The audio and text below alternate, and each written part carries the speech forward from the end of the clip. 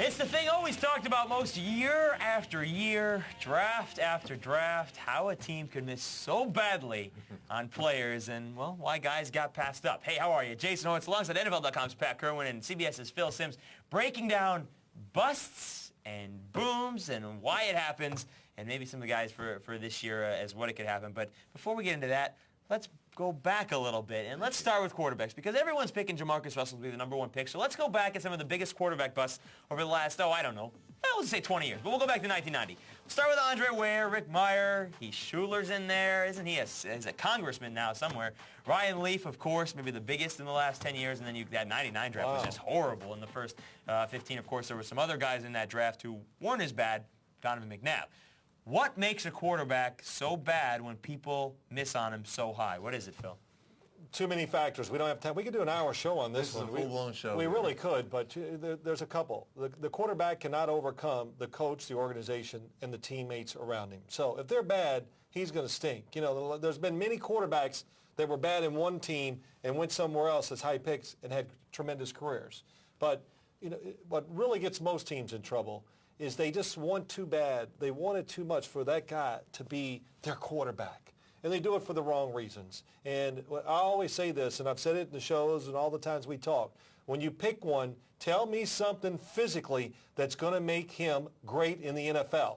Don't tell me he's a winner. Don't tell me he has that certain quality. Oh, he's got it. Just when people say that, turn the TV off. Just turn it off, because you're listening to somebody that doesn't know what he's talking about. Propaganda, idiots, whatever you want to call it. but so when you look at guys, Jamarcus Russell has tremendous size. Regardless of what you do, that gives him hope. The same can be said for Brady Quinn. You can always fall back on that. But mainly, you're playing quarterback. What's the most important thing, Pat? Throw the ball. Throw the damn ball. And when I say throw it, I don't mean strength. I mean it encompasses all. So that's what it's really about. And that's why guys like Cade McNown, and I don't mean to say it disparagingly, but Tim Couch, they were not what I call even average NFL throwers. And it really is the reason why they didn't make it in the NFL. They wanted to make it, but you got to have that quality. But Pat, what is it about the draft, though? Because a lot of the times these guys people just get real high on them and they take them early. Quarterbacks, a lot of the ones you listed out there went very, very early in the draft, which meant they went to very bad football teams. But the expectations by the fan base when they got there was that this is our savior. And a lot of those guys were thought of as saviors. The expectations were way too high. They could never meet them. And the second they go on the field, that's why the Raiders want to get a quarterback in there so Jamarcus doesn't have to march out there this September until he knows what he's doing. Carson Palmer said, the year behind Kitna helped me so much. Not everybody feels that way. Obviously, Peyton went out there. But you send the guy in the field, I don't care how much he was loved during this draft this Saturday. It's gonna change. The expectations change the second he's on the field. He throws one interception. I'll never forget this. Alex Smith throws an interception in his first preseason game. Guy calls my radio show and says, all right, admit it, Pat, he's a bust. Oh, absolutely, yes. It is. Expectations are out of control for the position. Notice how many guys have failed since free agency started, and this money has gotten out of hand for those guys. That is a very interesting point about that aspect. But, it's not just the quarterbacks that are busts. That's the ones that people always pick at the high names. But, there are other positions that you have a bust. And we go back to 1988 when Atlanta made Andre Bruce the #1 pick. He didn't turn out. There are a lot of guys. Pat, I had to throw one on there for you. Second overall, and that wasn't necessarily. But there are guys, you got guys all the way down. Mike Mamula, people were enthralled with his workout, and he didn't do anything in the NFL either. That's an example. He had a great workout, but, when you looked at him physically, I just go, he was my size. He wasn't big enough to make it happen in the NFL, so sometimes you got to put it all together.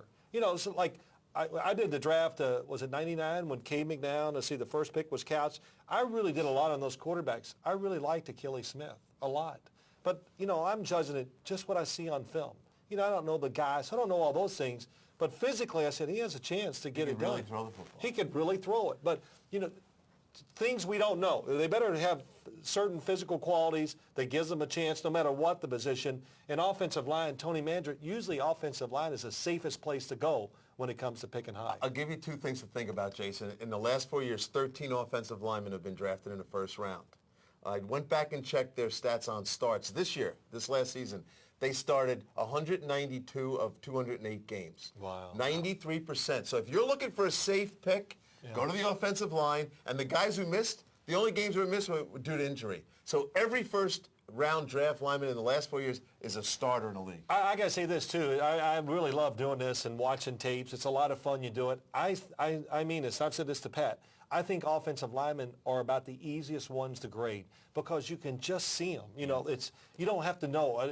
They're reading the defense. What are they doing here? Are they hustling? You can just watch them. You can see how good they are athletically. You can see them against all different types of defenses, competition. And all of a sudden, I just go, wow, I see how you can separate them and determine who's better than the next guy. And this year's offensive lineman, that's the safe pick, Joe Thomas. All right, folks, for more in the NFL draft, we're breaking it down as we head towards Saturday. Be sure to get it all here in your video player on CBS Sports Line. For Pat Kirwan and Phil Simms, I'm Jason Horowitz. Draft is upon us. Take care.